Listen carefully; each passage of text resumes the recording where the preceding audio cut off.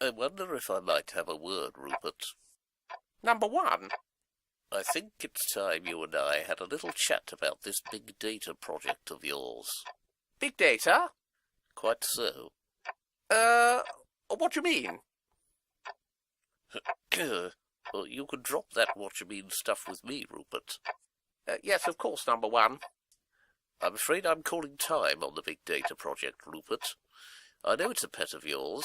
You can tell people that you've delayed it until the autumn, or something of the sort.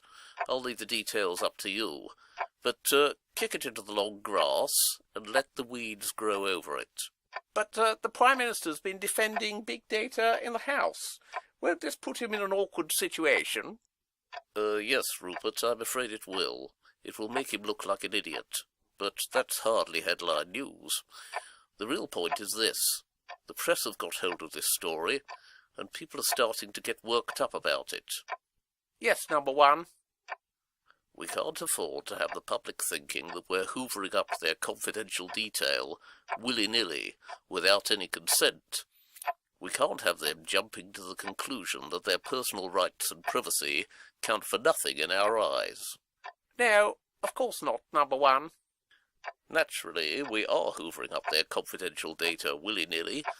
In fact, we've been doing it for years, and their personal rights and privacy do count for nothing in our eyes. But we can't let them know that. I see. Good. Now, I hope I've made myself tolerably clear, but for the avoidance of doubt, let me spell out one last point. If it ever leaks out that I was the one who terminated this project, I'm afraid I shall have to kill you. Of course, number one. Furthermore, I wasn't here today, and we never had this conversation. Is that understood too? Otherwise, I shall have to kill you again. I quite understand. And one more thing. The next time you're in Harrods, buying yourself some wire fronts, if you should happen to notice me trying on ladies' clothing, I'd prefer you not to speak to me this time. Of course. Otherwise, you know what. Yes, number one. When I say you know what, I mean killing you. Of course, number one. Would you like some tea, number one? Yes, why not? Darjeeling with a slice of lemon, please. Anything to eat? Do you happen to have any pork pies?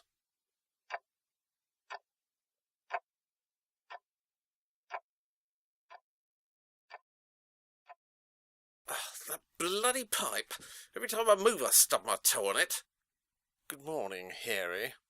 Dr Stead! How nice to see you. This is an unexpected, pleasure. I'm so glad that you think so, Harry. I'll come straight to the point, shall I? I understand you've been slagging off big data to boobs of the world. No, not really. I mean, all I said was... Of course, you're perfectly entitled to your own opinion, Harry. Oh, am I? We're in the consortium now, Harry, and the consortium is just a collection of GPs, people like you and me. Everyone is equal. Nobody has the right to tell anyone else what to think or say. Well, that's a weight off my mind. And, of course, healthy debate is a very positive thing. If anybody says to me that he doesn't like a good, healthy debate, I come down on him like a ton of bricks. That's very reassuring. On the other hand, Harry, we can't give Johnny Public the impression that we're some kind of disorganised rabble. Oh, no, I quite see. So if some trouble-making little shit should happen to step out of line and start passing snide remarks about the Department of Health's latest project, what do you think we should do about it? Should we give him our congrats and a pat on the back and have a jolly good laugh about it? Or should we take him quietly on one side and crush his testicles in a vice? What do you think, Harry? What do you mean? Don't you what you mean me, Harry. I know all about what you mean. I didn't get where I am in the consortium without knowing all about what you mean. I wrote the What You Mean book. I've got the What You Mean t-shirt. I suppose you think What You Mean is some kind of get-out-of-jail-free card, do you? I suppose you think all you have to do is say what you mean, and I'll be powerless. You can walk away from this with a smile on your smarmy little face. Is that what you think? Eh? Well, let me tell you, Harry. Well, I only meant... Damn and blast. Hold on a moment. Yes? Who is this? What do you want? Dr Stead, hi. It's Belinda Mascarpone here. Yes, well, what do you want, Mascarpone? I'm right in the middle of that project we discussed. Sorry to interrupt, but I thought you'd want to know straight away. They've cancelled Big.Data. They've what? They've cancelled Big.Data, Dr Stead, with immediate effect. I see. The memo just came through. Right. I thought you'd want to know immediately. Yes, quite right. Thank you, Mascarpone. As I was saying, Harry, jolly good work and keep up the effort. What? Excellent. Excellent work. I'm particularly keen on the wood chip wallpaper. I've got some spare rolls if you'd like some. Excellent. Excellent. Is that the time? Better rush. Lovely to see you. Bye. Blimey. That what you mean tactic really does work. Yeah, Dr Erie, they've just cancelled Big.Data. You what? Yeah, the memo just came through. I've cancelled it with immediate effect. Bloody hell.